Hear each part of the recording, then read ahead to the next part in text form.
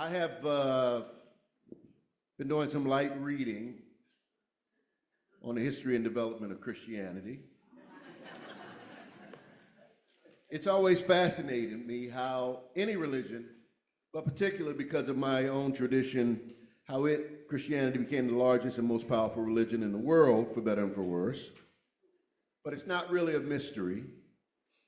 If you want the details, of course, you can look up the Apostle Paul, Emperor Constantine, and the Holy Catholic Church, and you'll get all your answers.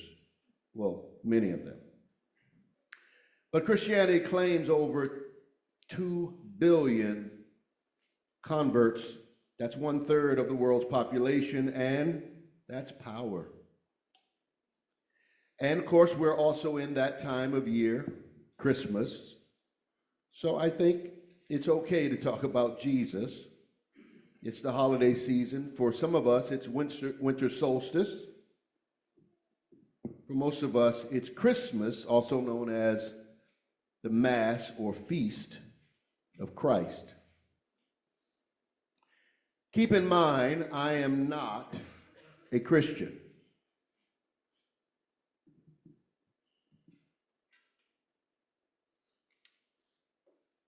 I was raised Christian. I know the religion well, better than most, I think. I've studied it for years, but I am a Unitarian Universalist. I am also a religious skeptic, and I am a mystic.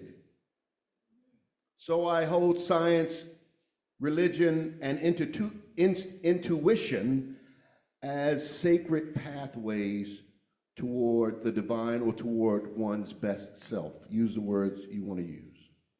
But for me, all flawed systems, including my own intuition.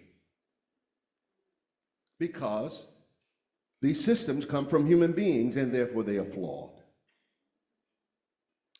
But what if intuition, sacred texts, and science were crafted by artificial intelligence? What would happen then? That is an upcoming sermon. So now that you have some context, I want to examine Christianity a little bit and why it symbolizes more than anything else hope. Our theme this month, Choosing Hope. A hope that spans time and space in spite of Christianity's misuse and abuse. And I want you to think about, as Sarah indicated in the story this morning, how you can find a story of hope to live by when you are despairing, which is important. When all about are losing theirs and blaming it on you, as Rudyard Kipling said.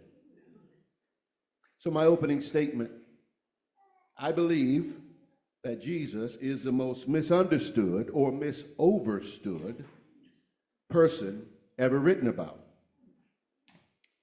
And we will never know, if he existed, who he truly was and what he really believed. And yet, his name carries the weight of 2 billion souls. His history, his myth-making that became history, it really isn't about facts. I talked about that a few weeks ago. It's really about feelings and faith. And so far, it's the greatest story ever told. And it's retold every Sunday in churches across the world. A story of passion. It has all the elements. Conviction, hope. It's a great epic. The miraculous birth, the healings, miracles, tortuous death, betrayal, resurrection. You can keep me down, but I will rise again stronger. I fall down, but I get back up. And every heroic story since then, every movie, every novel features transformation through suffering. And it owes something to this archetype. And the truth is, for me at least, it may have never happened. He may have never existed. The story, as I have been reading, may have been an attempt to modernize Judaism in a time where Judaism was seen as subversive and revolutionary. And some felt there needed to be a new story that was more aligned with keeping the peace. You can read the book, How Jesus Became God by Bart Ehrman. There's several books if you want to go down that rabbit hole. But I can tell you, you won't come away with knowing anything definitively. Save your time. But even scholars on the left and the right agree that some of the story of Jesus has been mythologized. There's several reasons why. And when you read the reasons, it becomes obvious. In the book, The Jesus Mysteries, Timothy Freck and Peter Gandy argue that the miracles in the narrative of Jesus mirror earlier Greco-Roman myths, Dionysus, Mithras, and Osiris. The Christian apologists, the explainers of why that is the case, they don't deny these parallels. They argue that Jesus is the human fulfillment of these ancient myths. The myths made real. Another story. The arguments go back and forth. Doesn't matter. The story endures. Fascinating. And it's given hope to billions of people. Continues to shape lives, societies. And for that reason alone, it's worth some credit and some scrutiny. And yet, as you will see when I preach on artificial intelligence, when things are put in human hands, they become virtuous and vicious at the same time. So I don't deny that the literalization and canonization of the story caused harm and the death of millions, while at the same time helping to modernize society. Both can be true. But I've always wrestled with one particular thing that you may not have wrestled with, that maybe people of color wrestle with. I have. The image of Jesus.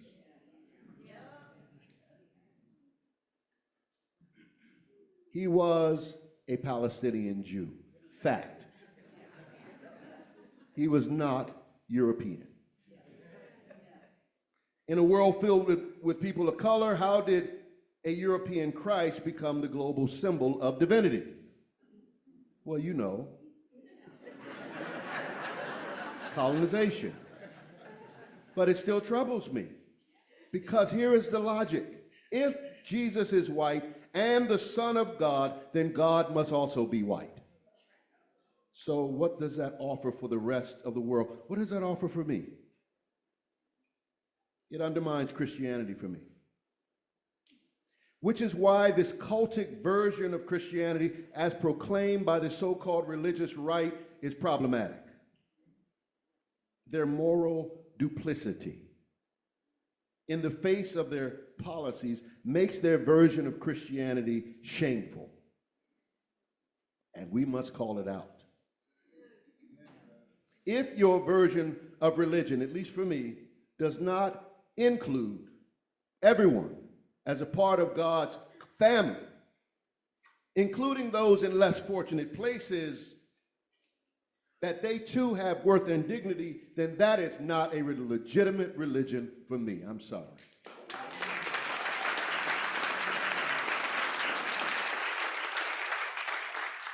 My friend Dr. Christopher Bell, he wrote a book called The Jesus Factor. And he says that a white Jesus creates a superiority complex among whites and inferiority complex among black and brown folks. Images matter. Sacred imagery shapes how we see ourselves and others. Whether it's jewelry, icons, or artwork, what we display reflects who we are and what we believe. And that's why it's vital that our symbols uplift, and dignify us, reminding us that divinity lives in every face and every color. Now, I taught African American history for some years to college students, and I did ponder, how did Africans brought to America become Christian? They weren't forced, at least not initially. In fact, many slave owners forbade enslaved blacks from reading or gathering for worship. Yet my ancestors embraced Christianity, finding in its stories a message that spoke directly to their suffering and their dreams. And I love that about the old movie Amistad. You can see a great example of this. When they heard, "Let my people go," they saw themselves as captives. They heard their story. When they heard of the Red Sea parting, they imagined their own freedom from slavery to freedom. The story of Jesus, the innocent man tortured for loving people, executed, but yet redeemed, resurrected, that gave them hope. They saw in him their own endurance and redemption. That was their conversion story. The liberation gospel, as it's known. They didn't see a skin color. They saw a human being being treated unjustly. That's us, they thought. The powers that be, the Romans suppressed the Jews, the Egyptians oppressed the Jews. That's us in America. We are being oppressed. We want our freedom. That's the brown people in America right now. That's us. We want our freedom. The story of Jesus at its core is about the human condition. That is what endures more than anything else. Every one of us has something from which we want to be freed from. Every one of us has seen innocence violated, not often vindicated, but we want vindication. Truth crushed to earth, but rising again. That is why this story endures. It tells us that no matter what, love has the last word. And I want to believe that. If you've ever been betrayed or mistreated, misunderstood, misoverstood, if life has knocked you down, the Jesus story reminds you that there is hope. You might cry out, my God, why have you forsaken me? Why have you forgotten me?" But then the message comes back, "No, I haven't forgotten you. I'm flipping the script. The last shall be first. The meek shall inherit the earth. Those who mourn shall be comforted." You see the power. You see the hope. Sounds like you're in the church. You're getting preached to this morning. Yeah, preacher. Yeah. Amen. I am not a Christian. But I am a storyteller. I am a myth maker. I do not believe that I must be saved by a man. And if you are a woman that has been mistreated by men all her life, why would you want to be saved by a man? You hear me this morning. If you're a woman and God has favored his only son, then what does that say to you as a woman? Are you not favored? And if you are not from the blessed womb, are you not redeemed? Yes, you are.